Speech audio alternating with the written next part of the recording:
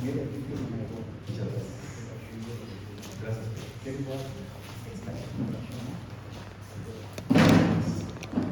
Gloria a Dios. Una bendición, hermanos amados, estar con ustedes en la iglesia de Cristo o de Jesucristo, Señor de señores. Pero a mí me gusta que la gente no esté atrás. ¿No se oye? Se oye mejor ahí donde está. Bueno, ustedes conocen entonces. Me gozo bastante de estar con ustedes. Realmente el Señor desde el año pasado puso en nuestro corazón el anhelo de poder visitarles y recordar momentos especiales con mi hermano Pastor Félix. Gloria a Dios. Y qué bueno que mi esposa pudo acompañarme, mi hermana Rebeca, mi hermano Pablo y el hermano Eric. Quiero decirles que el Señor nos permitió hace unos años escribir este libro que está acá, que se llama La realidad de la parusía. Y la parusía, probablemente ustedes han escuchado en algún momento esa palabra, ya que en Ministerio Senil esa palabra de alguna manera se ha conocido. Solo voy a dejar acá esto para poderlo tener a mano. Entonces quisiéramos que se ponga de pie un momentito. Vamos a pedirle al Señor que Él nos dirija con su Santo Espíritu. ¿Escuchan bien todos hasta allá atrás? Gloria a Dios. Es muy importante que se escuche bien.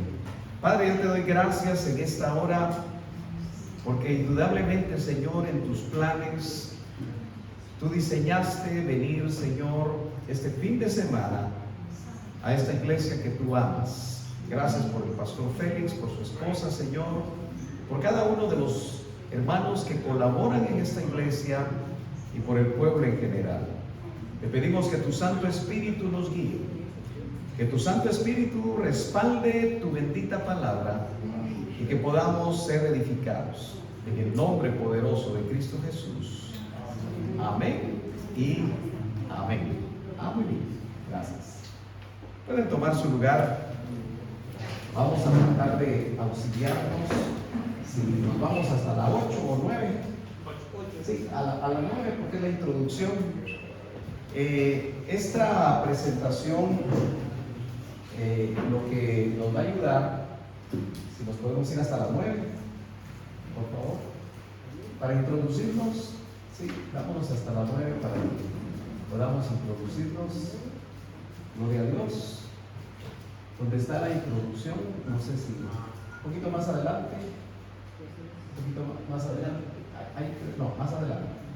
Creo que se cambió hasta la 13, ahí donde dice introducción. El tema de la realidad de la parusía, la palabra en el griego en el que se escribe el Nuevo Testamento es parousia, pero se translitera parusía, que significa venida, y se refiere a la venida que estamos esperando de nuestro Señor Jesucristo. Dice amén. Amén. Viendo los acontecimientos mientras empezábamos nuestro viaje hacia España, nos damos cuenta las batallas, la guerra entre Israel y precisamente Irán. Antes vemos la guerra entre Israel y Gaza. Ayer veía yo un video pequeño de Netanyahu que habla que Israel está peleando en 7 frentes, y él hace ahí el listado de los frentes con los que está peleando, y eso nos recuerda a nosotros precisamente que los tiempos de la venida del Señor cada día se están acercando, y por lo tanto nosotros debemos de prepararnos. Vamos a ver si yo me logro ubicar aquí con... Ahí estamos bien, se corrió una, ¿verdad? Yo tengo 9 aquí, hay 14. Pero hablar de esta palabra parusía no es fácil, porque el Nuevo Testamento se escribió hace 2000 años y se usó un lenguaje que es el griego koiné, que en ese tiempo lo que significaba es el griego común, el que hablaban todos. Y las palabras antiguas van cambiando de significado, y tratar de hablar acerca de esto no es una tarea fácil. Vamos a ir cambiando para que ustedes, ojalá que logren ver ahí. Gloria a Dios. ¿Por qué le puse a este libro La realidad de la parucía en su momento?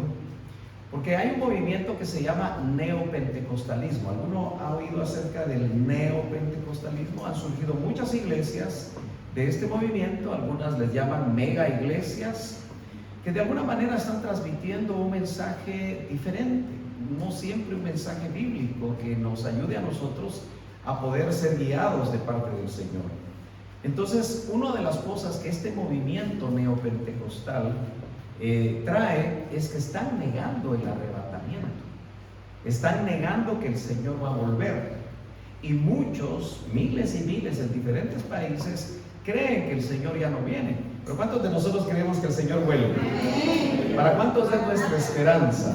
Gloria a Dios. Vamos a hacer nuevamente un cambio acá, por favor. Esa palabra parusia aparece 24 veces en el Nuevo Testamento. Es muy interesante porque aquí vemos nosotros que en Mateo, en el Evangelio de Mateo, el primer Evangelio, aparece ¿cuántas veces? 4 veces.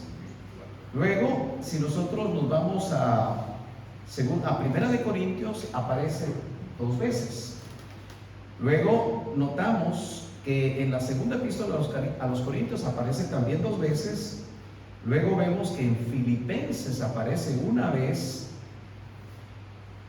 En Primera Tesalonicenses aparece 4 veces. Seguimos aquí. En el pequeño libro de Santiago aparece 2 veces. Luego, en Segunda de Pedro aparece 3 veces. Usted va a ver la importancia de esto. Aparece 1 vez en la primera epístola de Juan. En la Biblia de las Américas, no sé si usted conoce esa versión, la Biblia de las Américas. En el primer libro de Juan se traduce como venida. Parusia se traduce como venida. Y en 22 ocasiones aparece de esa manera.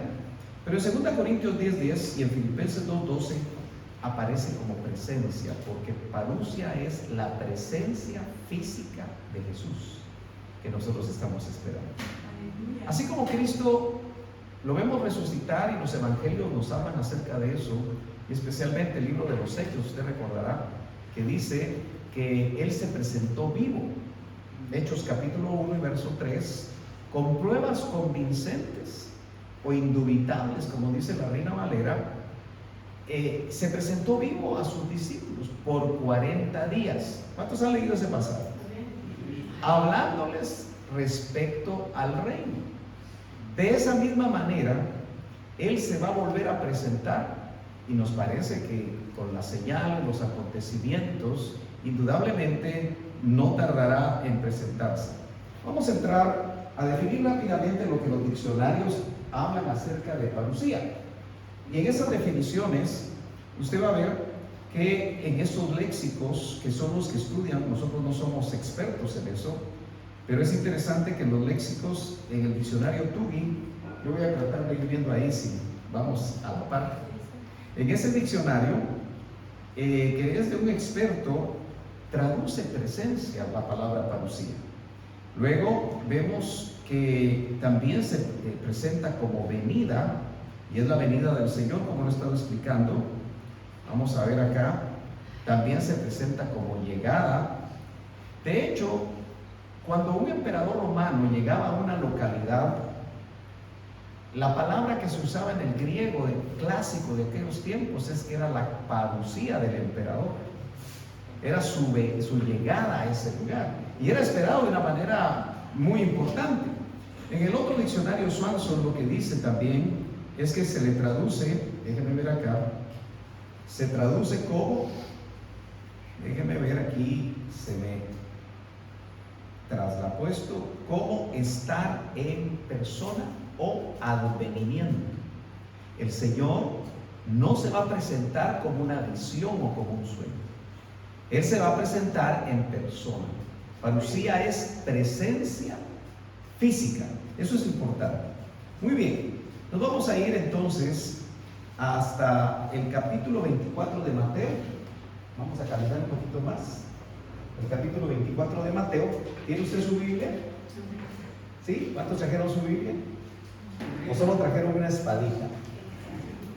Algunos solo usan un Nuevo Testamento que se lo meten aquí en la bolsa de su camisa y no es espada, sino parece puñalito. ¿Cuántas veces, si usted puso atención, aparece la palabra parucía en Mateo? ¿Cuántas veces? 4 veces, excelente. Y esas 4 veces es interesante que aparece en lo que conocemos como el discurso escatológico de Jesús. Y eso nos lleva al capítulo 24 de Mateo. Acompáñenme entonces al capítulo 24 de Mateo y anote, me alegra que muchos están anotando, que esa palabra en el texto original griego aparece en el capítulo 24, verso 3, en el capítulo 24, verso 27, en el capítulo 24, verso 37 y en el capítulo 24 y verso 39. Vuelvo a repetir, de las 4 veces que esa palabra presencia física, advenimiento, parucía, llegada, aparece en el texto griego, 4 veces aparece en la enseñanza que el Señor, sentado en el monte de los olivos, le enseñó a sus discípulos. Entonces lo que vamos a hacer, y lo que el libro trata de hacer, pero por supuesto es muy largo, es analizar paso a paso en esas porciones bíblicas donde la palabra parucía, que es la venida que estamos esperando, aparece, para que nosotros nos preparemos y veamos en esos contextos qué es lo que el Señor nos quiere decir. Así que empecemos con Mateo, capítulo 24 y verso 3. ¿Lo tiene ahí? Sí. Gloria a Dios. Dice: y estando él sentado en el monte de los olivos. Quiero decirle que cuando el Señor se sentaba muchas veces era para enseñar.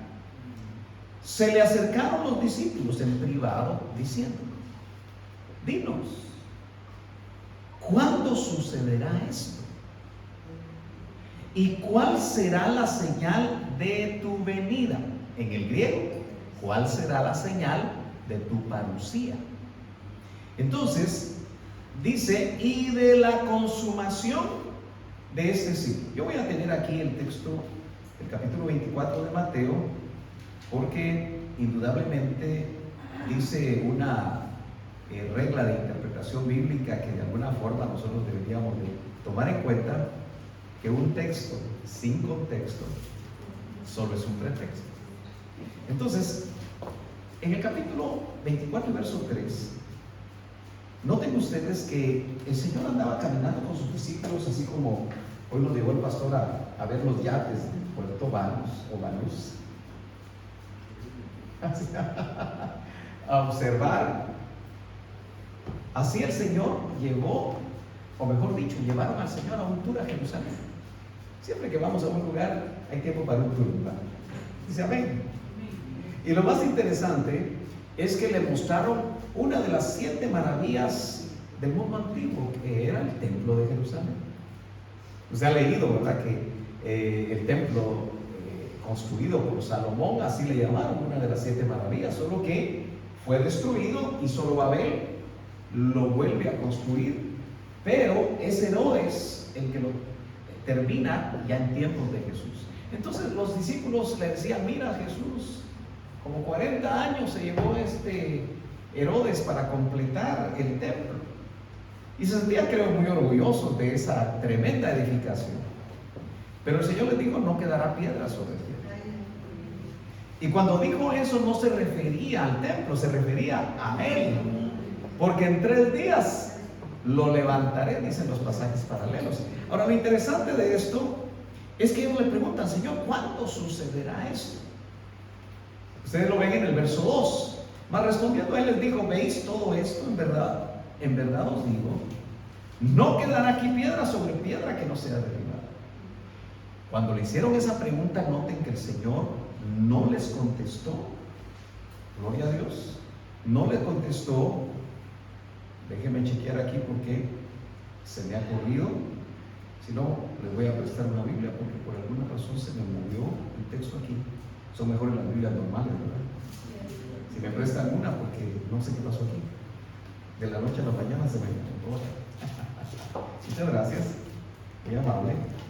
Entonces dice, en el verso número 3, dice, respondiendo Jesús les dijo, mirad que nadie os engañe.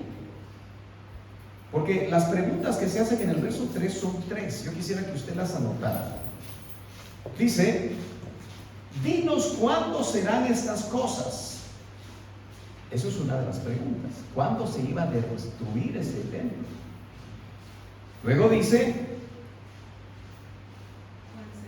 ¿cuándo serán estas cosas y cuál será la señal de tu parucía? Es la segunda pregunta. Y la tercera pregunta es, ¿cuándo será el fin del siglo? Nota que son cosas diferentes. La primera pregunta, el Señor no la contestó, pero la historia sí la contestó. Porque en el año 70, Tito, el emperador romano, entró a Jerusalén y destruyó el templo y no quedó piedra sobre piedra. Se cumplió esa profecía hasta en el año 70 de nuestra época. Pero lo que nos interesa a nosotros esta tarde noche, ¿cuál será la señal de tu venida? ¿A usted le interesa saber cuál es la señal de la venida del Señor? Entonces, el Señor les dijo en el verso 4, mirad que nadie os engañe. Mirad que nadie os engañe. ¿Lo está chequeando ahí? Aquí dice, si seguimos avanzando un poquito más, por favor. Muchos vendrán en mi nombre diciendo, yo soy el Cristo. ¿Ha oído usted en diferentes momentos que alguien dice, yo soy el Cristo? Tal vez no se atreven a tanto, pero dicen, yo soy Melquisedec. Otros, a través de la historia, han dicho que ellos son Jesucristo. Había uno que decía que era Jesucristo y andaba como con 4 mujeres. No sé por qué les agarra a estos falsos vivir de una mala manera. Pero cuando se muere este hombre, la esposa dijo, yo soy Jesucristo, imagínense, porque todo para ellos era un negocio. Pero aquí notamos que el Señor nos está diciendo, cuidado que nadie os engañe. Quiere decir que parte de la señal de la parucía es que hay una operación de engaño. Y nosotros tenemos que estar muy despiertos, espiritualmente hablando, para no ser engañados. Pero también habla de guerras. Y habla de rumores de guerras. Seguimos avanzando. Guerras y rumores de guerras. Bueno, hoy tenemos nuestras guerras, ¿no? No las queremos. Y afecta más a unos que a otros, ¿verdad? Nosotros vivimos en Guatemala, pues pareciera como que ahí no van a llegar las ojivas. En Europa parece ser que todo el mundo se está preparando porque están pensando en una guerra nuclear, ¿no es cierto? Se prepara Inglaterra, se prepara Alemania. Trump dice que la OTAN, todos los miembros de la OTAN deben de tener el 5% del PIB para la guerra. Entonces hay guerras y rumores de guerras que también se muestran como otra señal. No sé qué nos pasó con algo pasó por ahí, pero mientras los técnicos nos ayudan, nosotros seguimos avanzando por acá, ¿le parece? ¿Cuántos dan gloria a Dios? Entonces, note usted que apenas hemos avanzado en los versos 2, 3, 4, verso 5, verso 6, pero dice algo al final del 6, yo creo que ya se logró, o los hermanos van a revisar ahí qué pasó. Como que los aparatos hoy no quieren funcionar. Pero noten usted lo que dice acá. Y oiréis de guerras y rumores de guerras. Ahorita hay rumores de guerras.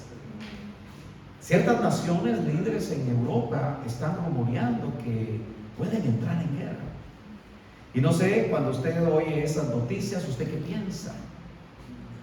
Pero lo que tenemos que pensar es que son señales. Y dice el verso número 6, no os turbéis. Mirad que no os turbéis. Los hijos de Dios no debemos de turbarnos. Y luego dice, porque es necesario que todo esto acontezca. Eso significa que el Señor proféticamente ya diseñó algo, y usted puede ver, y aunque no tenemos el tiempo, pero apúntelo ahí en su cuaderno, que lo que dice en los versos del 4 hasta el 8, usted lo puede estudiar en paralelo con los 4 caballos del Apocalipsis, porque habla de lo mismo. O sea, lo que estamos leyendo aquí en Mateo 24, capítulo o versos 4 al 8, usted va a ver que tiene que ver con el caballo blanco, tiene que ver con el caballo negro, tiene que ver con el caballo rojo y tiene que ver con el caballo amarillento, verdoso. 4 caballos del Apocalipsis que también los conocemos como los 4 sellos de 7 que se van a ir abriendo precisamente como señales. No sé si lograron o se corrió todo. Ok. Entonces noten ustedes, ahí están los videos. Gracias. Entonces noten, dice, cuidado, no os alarméis. A veces los hijos de Dios nos alarmamos y es normal que nos alarmemos. No sabemos qué va a suceder. Y viviendo en Europa yo sé que muchos cristianos incluso piensan, bueno, ¿y qué voy a hacer si no tengo búnker? ¿A dónde me voy a meter? Pero nosotros tenemos que estar confiando que el Señor guardará de nosotros en cualquier momento, que las cosas que Él ha anunciado se van a dar. Pero oigan bien, cuidado, no os alarméis, todavía no es el fin. Miren qué interesante. Entonces dice, se levantará nación contra nación. Bueno, Rusia ha decidido que Ucrania es de ellos, ¿verdad? Y desde el 2014 anexa Crimea, después invade buena parte de Ucrania, y ahora Putin lo que dice es que como ahí empezó Rusia, que Rusia es de él. Y nuevamente vemos nosotros que se va a levantar naciones grandes contra naciones pequeñas. Pero también va a haber hambre. También dice que hay terremotos. Muchas personas dicen, bueno, eso de los terremotos, toda la vida han habido terremotos, pero la gente que hace ahora y clasifica los terremotos se da cuenta que cada vez hay más terremotos, más continuamente, y eso solamente se puede ver a través de esas estadísticas.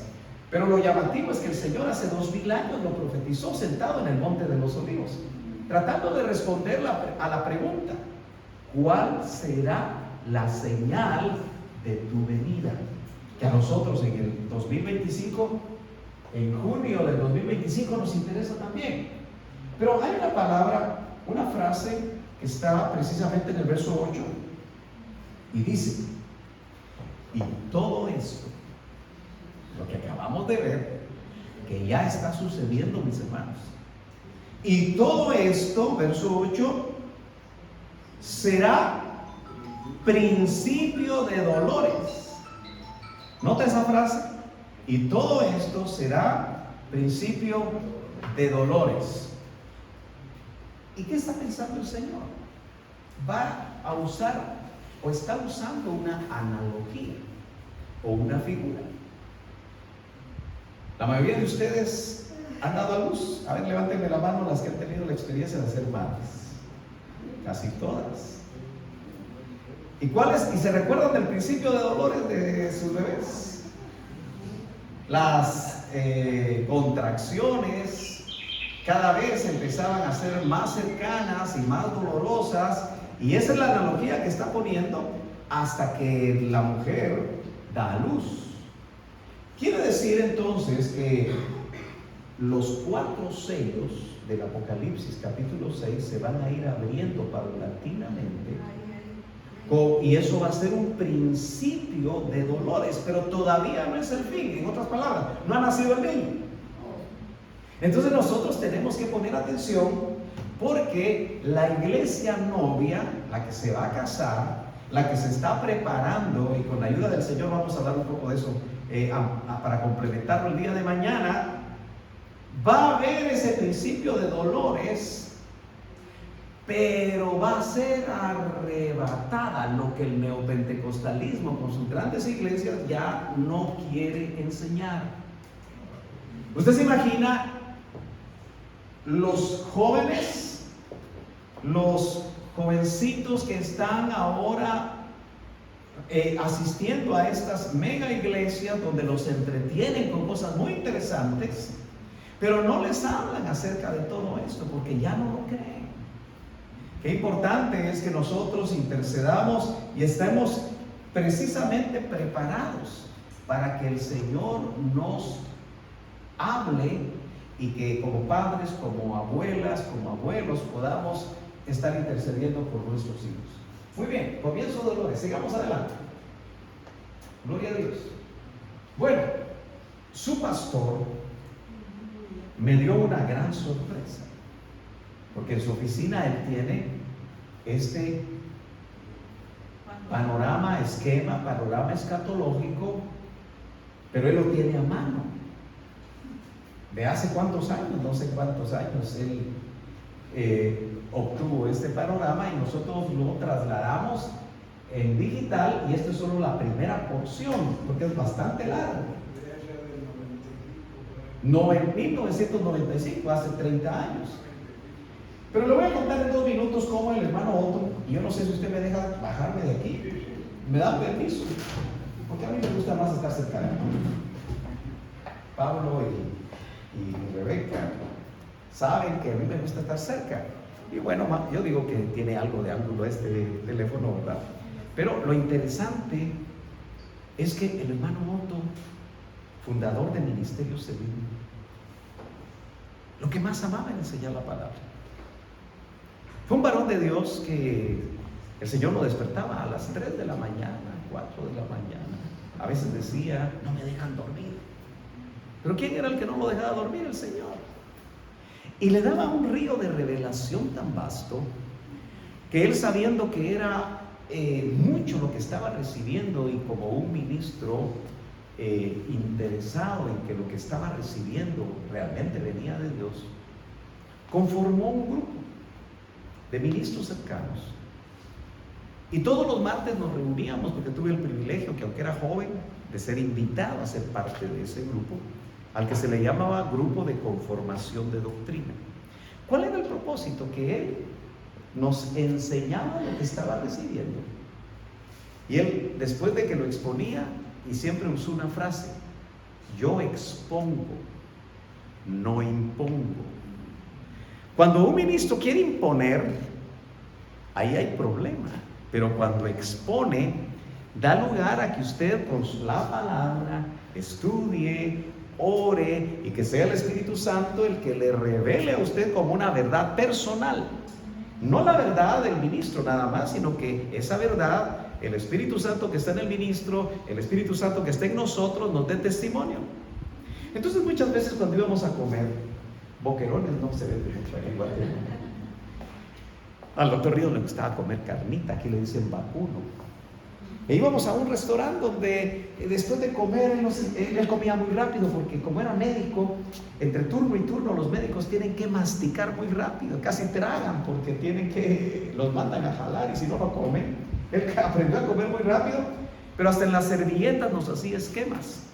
Y el resultado de tantas enseñanzas fue este gran esquema que le llamamos panorama escatológico. En este panorama escatológico es interesante porque usted puede ver que hay acá esas gotitas celestes que aparecen ahí.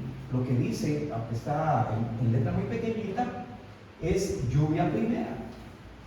Porque hay 3 lluvias. La lluvia primera que habla Joel capítulo 2, que es el bautismo con el Espíritu Santo que se dio por primera vez a 120 judíos, Hechos capítulo número 2. Como una lluvia que mojó, cayó esa unción del Espíritu Santo, y por primera vez ya el Espíritu Santo no solo estaba con o estaba sobre, sino que ahora estaba dentro de 120. ¿Cuántos tienen esa experiencia maravillosa de hablar en otras lenguas? Aleluya, gloria a Dios. Pero nota usted que eso, en el caso del Señor, hay 3 estadios, 3 momentos interesantes, como es el ministerio oculto de Cristo. ¿Cuál fue el ministerio oculto de Cristo? El ministerio oculto de Cristo es cuando no se supo nada de Él. de 0 a 30 años. Pero él fue al río Jordán, eso lo dicen los evangelios, y él mismo, acuérdense que el Espíritu Santo apareció como en forma de paloma. No necesariamente era una paloma como se hace siempre en los dibujos, sino dice como en forma de paloma. Y Juan, que era su primo, dice que recibió el testimonio de que el Espíritu Santo vino sobre el Señor. Ahí inicia el ministerio ungido de Cristo. Ministerio oculto de 0 a 30 años. Ministerio ungido en la llenura del Espíritu Santo fueron 3 años y medio. Dice amén. Pero cuando Él muere y resucita, esos 40 días, tal vez usted no logra verlo acá, pero aquí dice ministerio glorioso o glorificado. Ministerio oculto, ministerio ungido, 3 años y medio, y ahora el ministerio glorificado, 40 días que se apareció vivo. Entonces, para todo aquel que cree que ya no hay arrebatamiento, se le está olvidando que hay un precedente donde el Señor apareció vivo y se apareció. Acompáñeme mejor para ponerle pie de imprenta a esto. Hechos capítulo número 1. Trajo su Biblia. Entonces, si trajo su Biblia, acompáñame para que usted esté convencido y se pueda recordar lo que dice el capítulo 1 del libro de los Hechos. ¿Lo tiene? Mire lo que dice acá. Es muy interesante cómo inicia Lucas a enseñar sobre el libro de los Hechos. Dice: en el primer tratado, oh Teófilo, hablé acerca de todas las cosas, estoy en 1:1 de Hechos, que Jesús comenzó a hacer y a enseñar. ¿Se da cuenta que Jesús primero hacía y luego enseñaba? Lo que empezó a hacer y luego enseñar. La iglesia ahora solo enseña y enseña, casi nunca hace. Estamos de cabeza. Sóbese porque dolió. Dice, lo que Jesús empezó a hacer, porque Él oraba, no daba seminario de oración. Él oraba, y sus discípulos, cuando miraban que Él porque se dormían así como en un pequeño cuarto quizá, porque las casas no eran muy grandes, con sus discípulos eran 13, Él y 12 más. Entonces me imagino que el Señor pasaba así en medio de Pedro, de Judas, porque dice que de madrugada se levantaba a orar, igual que usted, ¿verdad? Igual que yo. ¿O está usted? Él se levantaba de madrugada y a veces oraba toda la noche. Entonces Él no les daba seminario de oración. Él oraba, y entonces en una ocasión le dijeron: enséñanos a orar, porque Él oraba. ¿Nota? Él primero hacía las cosas y después las enseñaba. Ese orden que aparece aquí en el libro de los Hechos es un orden muy importante. Seguimos en el verso 2. Hasta el día en que fue recibido arriba, su ascensión, ¿lo está leyendo? Después de haber dado mandamientos por el Espíritu Santo, no ideas humanas. Hay 3 cosas, o mejor dicho 4, que el hermano Otto nos decía precisamente que íbamos a vivir, que la iglesia del final iba a vivir. Ese fue en 1998, se fue hace 27 años. Pero Él nos dijo que vamos a enfrentarnos frente al humanismo, al ecumenismo, al misticismo y al legalismo. La iglesia se volvió humanista, porque hay un movimiento donde los ministros hablan lo que ellos creen, pero no basados en la palabra. Eso es humanismo. Hay otro grupo de la iglesia que se volvió místico. El buen misticismo es bueno, pero no un misticismo que se aleja completamente de la realidad que la palabra nos quiere trasladar. Entonces, note que Él dice que dio mandamientos por el Espíritu a los apóstoles que había escogido. Sigo en el verso 2. ¿Lo está leyendo? Me interesa mucho que lo lea. Porque dejamos un momentito esto, pero está basado ahí. Cada una de estas cosas realmente para irlas enseñando. Yo tengo 20 enseñanzas del panorama y solo avanzo un poco porque es mucho lo que hay que enseñar ahí. Pero le voy a dejar a su pastor las enseñanzas. Traje ahí un USB donde tenemos todas esas enseñanzas que yo sé que va a ser de bendición. Mire el verso 3. A quienes también, después de haber padecido, o después de haber padecido, se presentó vivo. ¿Qué significa parucía? Venida, advenimiento, presencia física. No fue visión, no fue sueño, se presentó vivo. Estoy en el verso 3 del capítulo 1 de Hechos, con muchas pruebas indubitables. Otra versión dice con muchas pruebas convincentes, apareciéndoseles, se les aparecía. ¿Qué es la parucía? Que se va a aparecer. Un día, si usted no viene al culto muy seguido, puede ser que el Señor se aparezca y usted no lo va a ver, porque de repente no vino esa vez. Pero también se va a aparecer en una casa, en algún discipulado, o se le va a aparecer a una persona, porque así lo hizo en esos 40 días. Sigo en el verso 3. Apareciéndoseles durante 40 días y hablándoles acerca del reino de Dios. Entonces note usted, si seguimos en esto, que el Señor desarrolló en 40 días un ministerio. No tengo una varita por acá, pero voy a usar eso para que usted me siga. Y note que esto que aparece aquí es que la aparición de gloriosos y glorificados del Señor, lo que produjo. ¡Ay, varita! Esta está buena para que se coge mal. Gloria a Dios.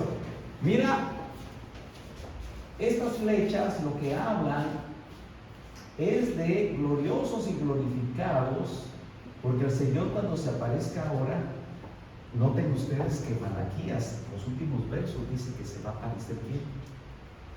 Yo de una vez paso el examen. Malaquías capítulo 4. Se va a aparecer Elías. ¿Lo ha leído? Y él va a traer una restauración familiar, porque va a hacer que vuelva el corazón de los papás. En el hebreo no dice mamá, dice papás. La palabra hebrea habla. Se va a aparecer para que los papás vuelvan el corazón a los hijos y los hijos vuelvan al corazón de los papás. Es tan tremendo eso que en mi país, el martes 17 de junio, martes pasado, se celebra el Día del Padre. Y el Día de la Madre se celebra el 10 de mayo. Creo que son fechas que más o menos se parecen a España. Pero en una ocasión en Estados Unidos, tal vez usted alguna vez mandó una postal o una tarjeta de la empresa Hallmark, que hacen tarjetas para el papá, tarjetas para la mamá, tarjetas para toda ocasión. No sé si aquí vino en alguna ocasión esa empresa americana. Y dijeron: vamos a hacernos publicidad y vamos a llevar cajas a todas las prisiones de Estados Unidos para que puedan los presos escoger una tarjeta para su mamá. Y los presos escogieron hasta 5 tarjetas porque eran gratis. Y ellos se encargaban de mandárselas a sus madres. Fue un éxito comercial de publicidad gratis para la empresa Hallmark. Llegó el Día del Padre y dijeron: hagamos lo mismo. Solo que llamativamente ningún preso quiso mandar ninguna tarjeta a su papá. Entonces les extrañó. ¿Por qué no le mandan? ¿Por qué son muy pocos los que le quieren mandar una tarjeta a su papá? Y decía el preso: porque por él estoy aquí. La relación entre los papás y los hijos siempre es complicada, es accidental. Y en Malaquías 4 dice que Elías, vivo, un profeta que se lo llevaron vivo. Dice amén. Dígame si usted está de acuerdo porque lo ha leído en la palabra. Va a volver el profeta Elías con el propósito de restaurar la relación de los hijos con sus papás. Entonces, note que lo que el Señor va a hacer es que esas apariciones, incluyendo las de Él y la de muchos ministerios exaltados, nos va a permitir dar la estatura del varón perfecto. Porque cuando vemos la estatura del varón perfecto, entonces somos arrebatados. ¿Cuántos quieren dar esa estatura? Entonces tenemos que empezar a creer en lo sobrenatural. En Mateo 27:51 dice que cuando el Señor resucitó, los cuerpos de muchos santos se levantaron. ¿Lo ha leído? Y fueron a la santa ciudad y se le aparecieron los muertos. Entonces hay 7 turnos de resurrección. Y el primer turno es el de Cristo, porque dice en 1 Corintios 15 que las primicias de los que vivieron. Después los de Mateo 27:58. Y el tercer turno es el que estamos esperando nosotros, porque va a ser en el contexto de la parucía del Señor, donde los muertos en Cristo, según 1 Tesalonicenses 4, se levantarán primero. Mi mamá ya se fue con el Señor, mi papá se fue antes de la pandemia, pero como hijos de Dios se van a levantar primero y los voy a volver a ver. Pero ellos cuando aparezcan, porque si ya aparecieron una vez, se van a volver a aparecer los que ya se fueron. Y esas apariciones, hermano, en lugar de que usted se vaya corriendo asustado porque no vino a visitar a la abuelita que le hablaba de Cristo, usted tiene que preparar su corazón, porque eso es lo que dice la palabra. Y esas experiencias le van a permitir a usted alcanzar esa estatura. Aquí dice depuración, exaltación y santificación, consagrándose en el sufrimiento. ¿Cuántos quieren consagrarse en el sufrimiento? No muy queremos sufrir. Pero usted se da cuenta que cuando estamos muy bien, como que tendemos a irnos por otro lado. Bueno, yo podría seguir en el panorama, pero tenemos que seguir avanzando. Gloria a Dios, porque estamos hablando de la realidad de la parucía. Este pasaje que apareció ahí, Apocalipsis 6, del 1 al 8, téngalo como un pasaje paralelo de Mateo 24. Muy bien. Se nos va y se nos viene. En el aire se detiene. En Mateo capítulo 24 dijimos que aparecía la palabra parucía ¿cuántas veces? 4. La segunda vez que aparece en el verso 27. ¿Qué dice? Porque así como el relámpago sale del oriente y resplandece hasta el occidente, así será la parucía del Hijo del Hombre. Miren qué interesante. Sigamos avanzando ahí. Gloria a Dios. Es interesante que ahí aparece parucía epifánica. Son palabras de domingo tal vez, ¿verdad? Pero lo que me interesa básicamente es que usted sepa que la parucía es una venida secreta, donde el Señor se va a aparecer a los suyos, a los que nos estamos consagrando. Que a pesar del sufrimiento, que a pesar de las pruebas, que a pesar de las situaciones difíciles, nosotros en lugar de retroceder, seguimos avanzando por amor a Él. Y Epifanía es una venida pública. Como sale el relámpago del oriente al occidente, que todo ojo le verá, como dice Apocalipsis, eso es Epifanía. Vamos a ir avanzando un poquito más. Avancemos más. Un poquito más, por favor, porque me gustaría entrar al otro pasaje. Un poquito más, por favor. Segunda Tesalonicenses. Dejémoslo ahí. Regresarlo un poquito. Regresarlo. ¿Sí? Ahí está. No, regresa el siguiente. No, perdón. Tienes que ir a la siguiente de esta, antes de que aparezca la figura de Cristo. No se deja, ¿no? Cuando dice segunda Tesalonicenses, pero déjalo, le das un clic para ver si se puede leer el texto. Si no, acompáñame a segunda Tesalonicenses, capítulo número 2. Segunda Tesalonicenses, capítulo número 2. No sé qué verso es. Si lo puedes poner ahí. Yo me quedé con la varita, ¿verdad? Pero si alguno se duerme, le voy a dar con la varita. No, no sé. ¿Ya lo tiene? 2.8. Gracias. Ahí está, ¿verdad? 2.8. ¿Qué dice? Y entonces se manifestará aquel inicuo, a quien el Señor matará con el espíritu de su boca y destruirá con el resplandor de su parucía. Interesante. Ahí resplandor es epifanía, y cuando dice venida es parucía, entonces es una parucía epifánica, pero eso se va a dar al final de lo que nosotros llamamos semana 70 de Daniel. La semana 70 de Daniel, ¿cuántos han oído acerca de ella? ¿Están familiarizados? ¿Sí?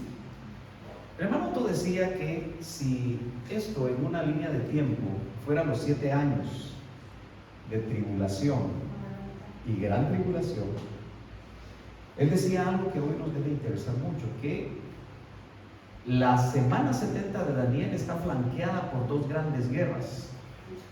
La que la da inicio, que es la guerra de Gog y Magog, Ezequiel 38 y 39, y al final de la semana 70 lo que se conoce como Armagedón. Muchos escatólogos actualmente creen que Armagedón y Gog y Magog es lo mismo, pero no es lo mismo. Entonces estamos más cerca de la guerra de Gog y Magog por los acontecimientos actuales de los que nosotros nos creemos. Porque si usted lee despacio, usted se da cuenta que la guerra de Gog y Magog es Rusia, que está exactamente al norte de Israel. Pero uno de sus aliados es Persia, la actual Irán. Lo que nos llama la atención a todos nosotros es que creíamos que Irán todavía no iba a entrar en batalla con Israel, aunque fue Israel la que entró en guerra con Irán. Yo sé que España, con su línea política, pues no está de acuerdo. El presidente de Francia quiere poner un embargo a Israel de armas. Yo creo que usted lee en algún momento o oye las noticias, porque todos ellos piensan humanísticamente, pero no conocen la palabra de Dios. No se han dado cuenta que este hombre está siendo un instrumento para que el reloj de Dios camine. De tal manera que no sabemos hasta dónde va a llegar la guerra entre Israel e Irán, o si va a haber un tratado de paz pronto, no lo sabemos. Pero noten que una vez Rusia intervenga, dice Ezequiel, y pondré garfios en las quijadas de Gog. Porque aunque no quiera, lo va a traer hacia Israel, porque quiere destruirlo junto con sus aliados. Entonces, qué interesante eso, ¿verdad? Porque está respondiendo el Señor con todos estos pasajes las señales de su parucía. Ahora, ¿cuántos saben que hay una inminencia de la venida del Señor? Nosotros como cristianos sanos, con una doctrina sana, debemos de creer en la inminencia de la venida o de la parucía del Señor. Pero hay otra inminencia que casi nadie le pone atención. Y los que ya vivimos en el 6º piso, otros en el 7º y otros en el 8º, pues la inminencia de nuestra muerte física también está vigente en el 6º. ¿Aló? Pero no tenga pena, que si nos vamos primero, los muertos en Cristo resucitarán primero. Entonces vamos a ser parte de la parucía. Y los vivos que quedemos, porque no sabemos quién va a quedar, seremos transformados para vivir eternamente con Él. Sigamos avanzando otro poquito. Muy bien, otro poco más. La palabra parucía, vamos a dejar Mateo 24, y obviamente el pastor, cuando levante la mano, yo bajo la varita. O cuando usted diga, bueno, yo me tengo que ir porque ya son las 9, pero... Sí, no me digas eso, por favor. Pero, 1 Corintios 15. No vamos a ver hoy dos de las palabras que aparecen en Mateo 24, que es 24:37, que dice que la venida, la parucía del Hijo del Hombre será como en los días de Noé. En este libro lo explico. Lamentablemente traje pocos, pero el pastor ya lo tiene. Gloria a Dios. Entonces vamos a entrar a las epístolas de Pablo. Pablo se autodefine como el perito arquitecto de la iglesia. ¿Lo ha leído usted? Porque le revelaron el 50% del Nuevo Testamento. ¿Cuántos libros hay en el Antiguo? 39, ¿no? No le pongan los deuterocanónicos, pero ellos están en otro lado. Son 39. Y en el Nuevo, 27. Pero la mitad de esos libros se los revelaron al apóstol Pablo. Entonces, en 1 Corintios, que fue escrito por la revelación que le dieron a él, es interesante que la palabra parucía aparece 14 veces en la epístola de Pablo. Entonces, como que tenemos que conocer y leer las epístolas. El hermano Otto decía algo, no sé si él lo leyó en algún lado o se lo mostraron, pero él decía, en la medida que te alejes de la revelación que le dieron a Pablo, te vuelves hereje. El neopentecostalismo usa mucho el Antiguo Testamento, porque en el Antiguo Testamento uno puede tratar de probar muchas doctrinas nuevas y un poco dudosas, pero lo que la iglesia novia debe de leer son las epístolas, las cartas a la novia. Yo no sé si usted vivió la experiencia, oíamos que entre el hermano Félix y la hermana Angelides cruzaban cartas porque no había email, no había WhatsApp, no había teléfono celular, y me imagino que hasta costaba encontrar un teléfono personal. Entonces todo era por carta. Si la hermana Angelides guarda una de esas cartas, debe estar a María. A María. Y como aquel autor de aquellos cantos, un mexicano que escribió los cantos escritos a una abuelita, ábreme el ropero, abuelita, y enséñame tus tesoros. Una mujer que vivió con su esposo 50, 60 años guarda esas cartas, y cuando las vuelve a leer se recuerda del amor de su esposo. Eso es lo que debemos hacer nosotros, que cada vez que leemos la Biblia vemos cómo el Señor nos enamora a través de su palabra y nos hace recordar el amor que Él tiene para nosotros, el amor que nos tiene para Él, y nos volvemos a enamorar porque, ¿sabe qué decía el hermano? Que la iglesia novia es la que arde en amor, que anhela que venga su amado. Entonces, aquí el apóstol Pablo en 1 Corintios 15 es un capítulo que habla de resurrección. Verso 21 dice, porque ya que la muerte entró por un hombre, también por un hombre vino la resurrección de los muertos. Avanzamos un poquito. Porque así como en Adán todos mueren, también en Cristo todos serán vivificados. Esa es nuestra esperanza.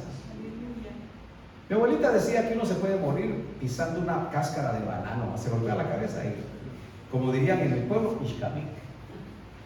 Es una palabra en lengua cachiquel, que lo que quiere decir es, como dirían, caput. Muy bien, dice, así también en Cristo todos serán vivificados. Lo importante es estar en Cristo. Seguimos adelante. Muy bien. En el verso 23 dice, pero cada uno en su debido orden. Cristo las primicias, porque Él primero resucitó, luego los que son de Cristo, en su parucía. Si el Señor viene en cualquier momento, acuérdese, los muertos en Cristo se van a aparecer. Va a llegar algo. Abre usted la puerta y cuando vea a su mamá cristiana, usted va a ir para atrás. No tenga miedo, porque si ella murió en Cristo, le va a venir a hablar. Prepárate, porque ya viene. Y si usted de repente anda mal, nos puede pasar. Le van a venir a decir, arréglate. No. Pero antes de que venga el Señor, ¿se van a levantar los muertos? Sí. ¿O en el momento en el aire? Es en el momento. Lo que sucede es que nosotros tenemos un modelo de que el Señor se queda en el aire. Claro, y lo recibe en el aire. Sí, pero Él baja a las parucías. Del aire está apareciéndose. Claro. Y cuando Él se aparece, también los muertos se van a aparecer. Sí, también ellos se van a aparecer. Lo que sucede es que a nosotros nos han enseñado en las películas que va una persona conduciendo un avión y se desaparece y se cae el avión. Muchas veces hemos creído eso.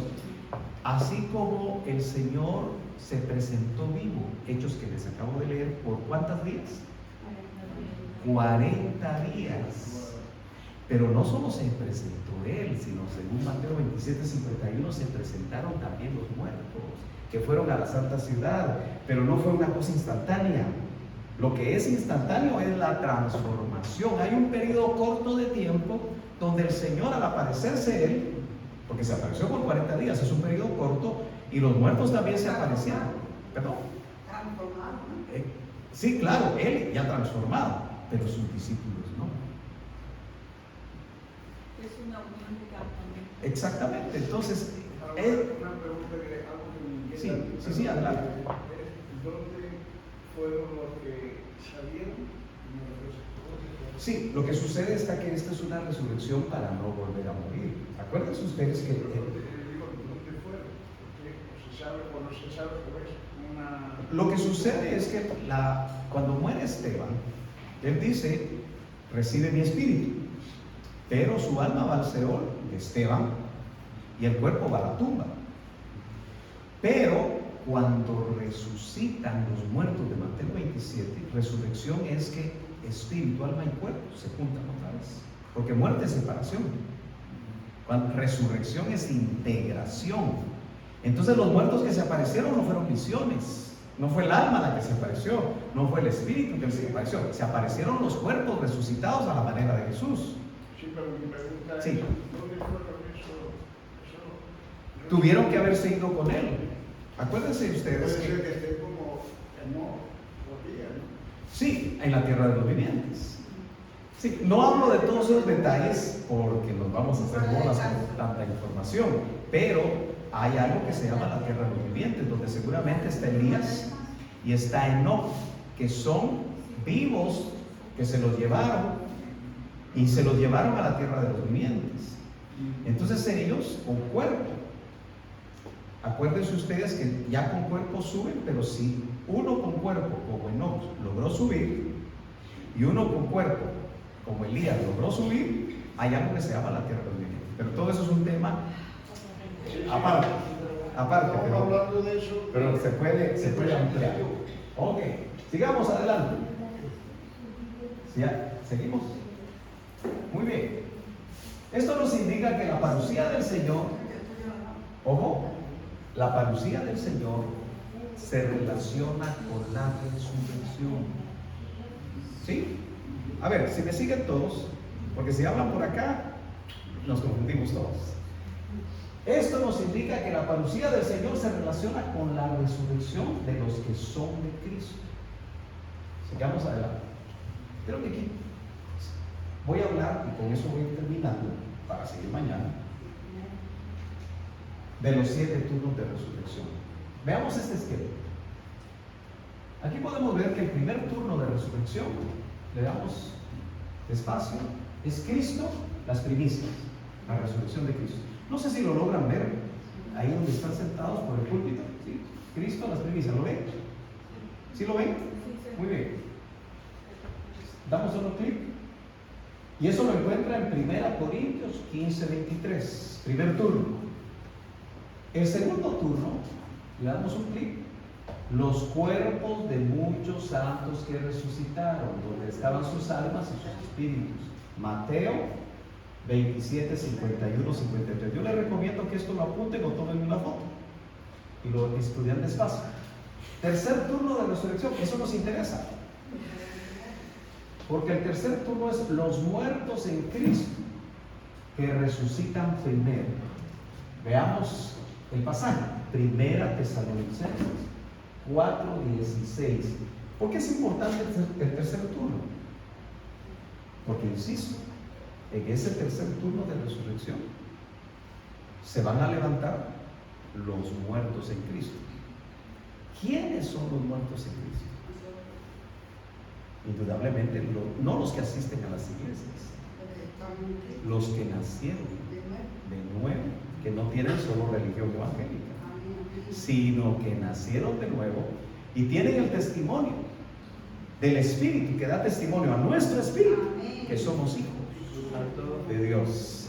Entonces noten que eso nos da esperanza, porque el cuerpo se deteriora. Dice que el cuerpo exterior se va deteriorando, más el hombre interior crece y se va vivificando de día en día, así dice la palabra. Pero supóngase que el Señor nos lleva, alguno de nosotros, por la inminencia de la muerte física. No tengan pena, que también, si ustedes alcanzaron esa estatura, van a resucitar en el tercer turno de resurrección. Pero hay 7. El número 4 es la resurrección de los 2 testigos, que aparece o se da Apocalipsis 11 a la mitad de la semana 70, porque los matan y resucitan los 2 testigos. Apocalipsis 11:11. El quinto turno de resurrección, ya nos vamos hasta Apocalipsis 20, la resurrección de los que reinan con Cristo 1000 años. Apocalipsis 20. Todos aquellos que resucitan con Cristo al final de la semana 70. Ustedes recuerdan que Daniel capítulo 12 le dice: mira, Daniel, porque él pregunta: Señor, ¿cuándo hacen todas estas cosas que Daniel recibió? No te preocupes, Daniel, porque al final te darán tu heredad. Entonces, todos los del Antiguo Testamento, que fueron justos, que conocieron también la salvación por fe, ellos van a resucitar al final de las 70 semanas de Daniel y van a reinar con Cristo 1000 años, en lo que conocemos como el milenio. Apocalipsis 24. El sexto turno es la resurrección de los que se hallaron en el libro de la vida en la gran tribulación. Apocalipsis 25.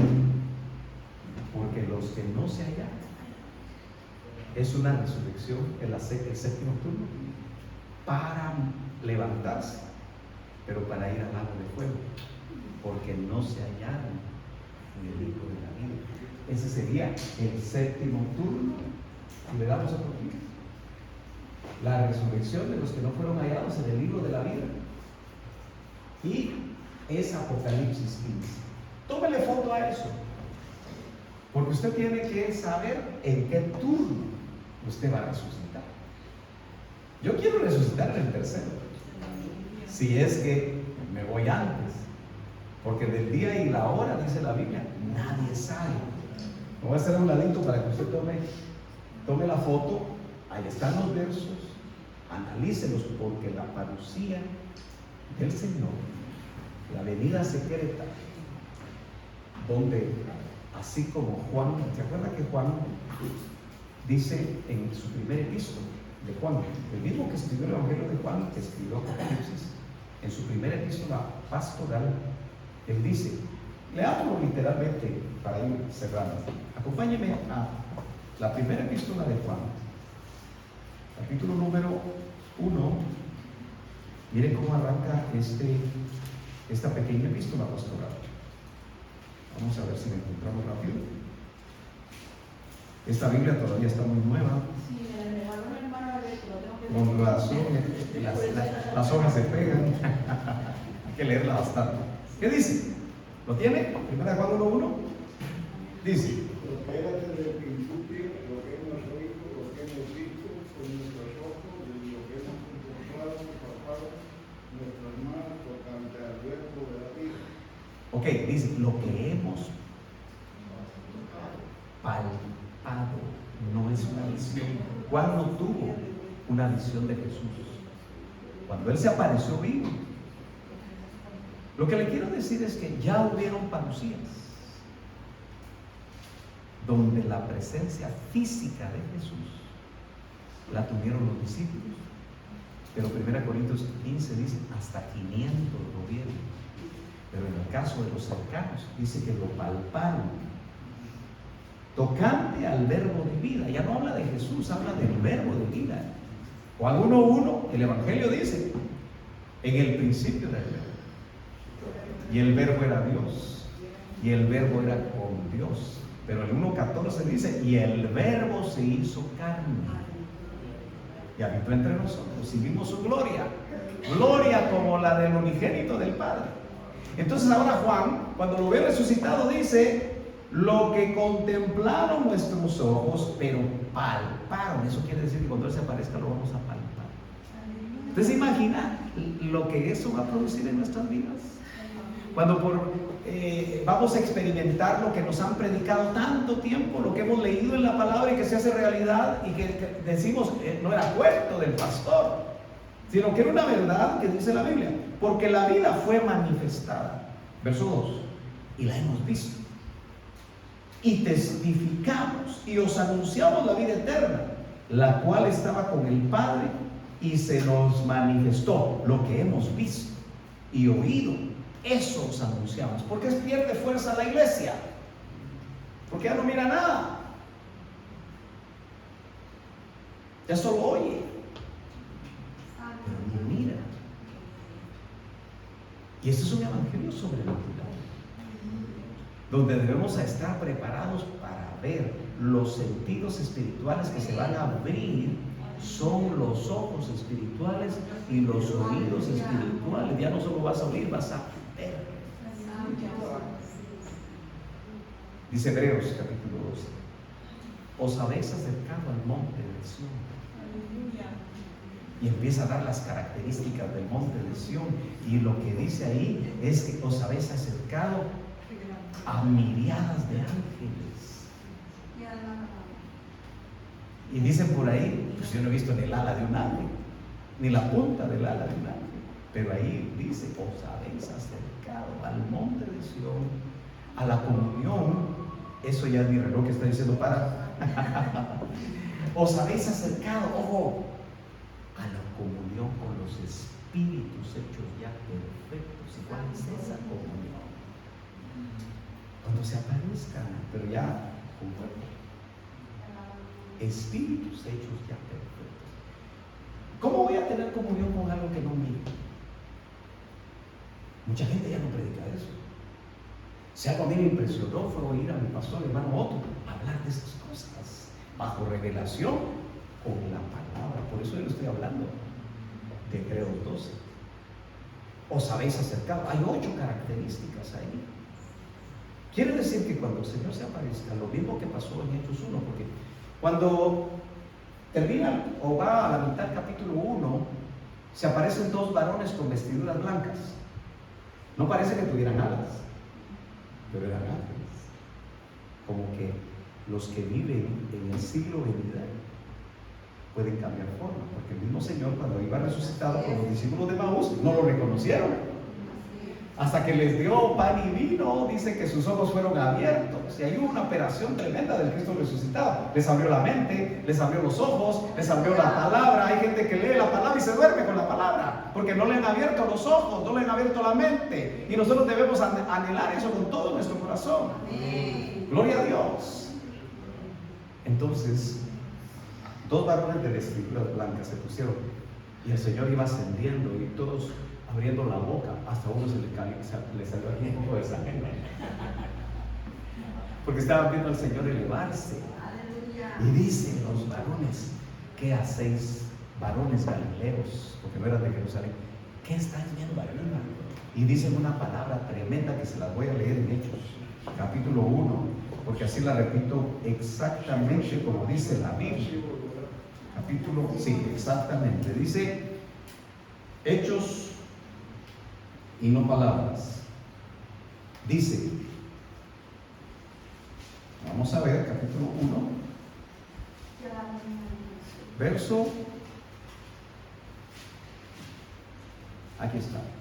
Y estando 10, estando ellos con los ojos puestos en el cielo, entre tanto que él se va subiendo, he aquí se pusieron junto a ellos 2 varones con vestiduras blancas. Estos acontecimientos van a ser ángeles. ¿Te acuerdas que dice que los que hospedaban, hay que hospedar? Porque dice, a veces no saben que hospedaban ángeles. ¿Te acuerdas lo que dice la palabra? Los cuales también les dijeron, varones de Galileo, verso 11, ¿por qué estáis mirando al cielo? Este mismo Jesús que ha sido tomado de vosotros, así mismo vendrá. Por eso cuando Él venga a los aires, así mismo va a aparecer. Aleluya. Como le habéis visto ir al cielo. ¿Cuánto dan gloria a Dios? Póngase de pie, hermano amado. Aleluya. Yo sé que todo esto trae más preguntas, pero léalas, y si mañana hay oportunidad, hablamos un poco acerca de eso. Pónganse de pie todos. Vamos a orar. Vamos a pedirle al Señor que su palabra nos sea abierta, que la revelación del Espíritu Santo venga sobre nuestras vidas. Yo no sé si alguno quiere venir aquí adelante levantando sus manos y pedirle al Señor que la palabra le sea abierta, que haya testimonio del Espíritu Santo de lo que estamos oyendo, y cuando vayamos a la palabra, esa palabra se nos revele.